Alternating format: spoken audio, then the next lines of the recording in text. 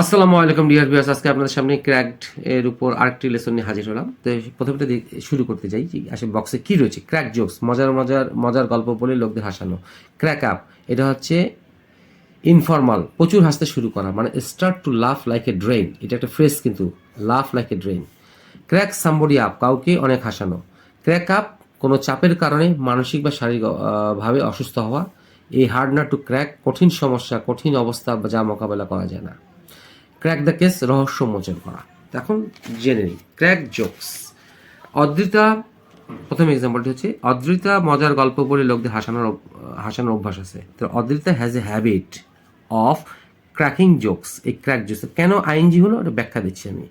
PREPOSITION, প্রিপোজিশনের পর আমরা অবশ্যই যদি ভার্ব বসাই তাহলে আইএনজি করতে হবে। এই ফর্মুলা এটা বসানো হয়েছে। আচ্ছা, ক্লাসে সে প্রবেশ করা মাত্র সকলে প্রচুর হাসতে শুরু করলো। এই ক্র্যাক আপ অথবা স্টার্ট টু লাফ like a drain. As soon as, মানে কোনো কিছু করা মাত্র। এই as soon as she stepped in the classroom. এই স্টেপের এটা হচ্ছে ভার্ব টু, যেই মাত্র পাস্ট ইনফিনিট আর কি। যেই মাত্র সে ক্লাসে প্রবেশ করলো, স্টেপ ইন দ্য ক্লাসরুম পা রাখলো, all the students cracked up, সবাই হাসতে শুরু করলো। অথবা অল দ্য স্টুডেন্টস, এটা বসাবো আমরা, স্টার্টেড টু লাফ ওয়াইল্ডলি, বন্যভাবে হাসতে শুরু করলো। স্টার্টেড টু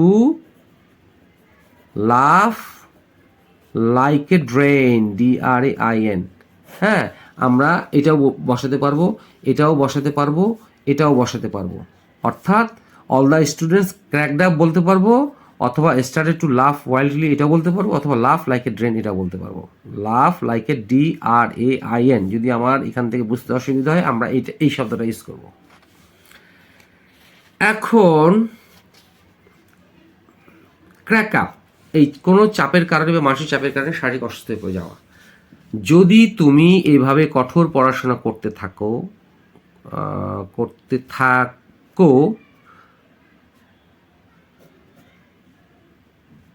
তুমি নিশ্চয়ই খুব তাড়াতাড়ি অসুস্থ পড়বে। যদি তুমি এইভাবে কঠোর পড়াশোনা করতে থাকো, মানে যদি তুমি এইভাবে কঠোর পড়াশোনা করতে থাকো, যদি আমার মনে স্ক্রিন দেখতে পাচ্ছিলেন না, আমার সরি, এক্সট্রিম সরি। যদি তুমি এইভাবে কঠোর পড়াশোনা করতে থাকো তুমি নিশ্চয়ই খুব তাড়াতাড়ি অসুস্থ পড়বে। মানে if you continue studying hard, এই কন্টিনিউর সঙ্গে CONTINU, কন্টিনিউর পর ভার্বের সাথে আইএনজি যোগ করতে হয়, কন্টিনিউ। আচ্ছা, তাহলে if you continue studying hard, সেই জন্য আইএনজি হয়েছে। ইন দিস ওয়ে হচ্ছে এভাবে, এভাবের ইংরেজি অর্থ হচ্ছে ইন দিস ওয়ে। তাহলে কী হবে? ইউ উইল সার্টেনলি, তুমি নিশ্চয়ই ইংরেজি সার্টেনলি ক্র্যাক আপ, অসুস্থ হয়ে পড়বে। ইউ উইল ক্র্যাক আপ, ভেঙে পড়বে।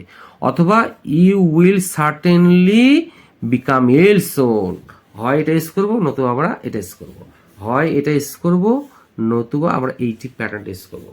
আশা করি বোঝাতে পেরেছি।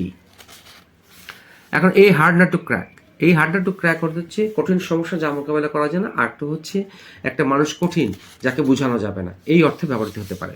এখন আসি 5 নম্বর এক্সাম্পলে। আমার মা একজন কঠিন মানুষ যাকে বোঝানো কঠিন। My mother is hard not to crack, মানে আমার মা একটা শক্ত মানুষ যাকে তুমি বোঝাতে পারবে না।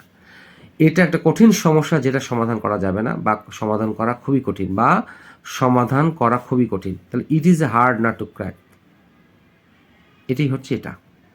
The problem is hard not to crack, এভাবে বলা যেতে পারে।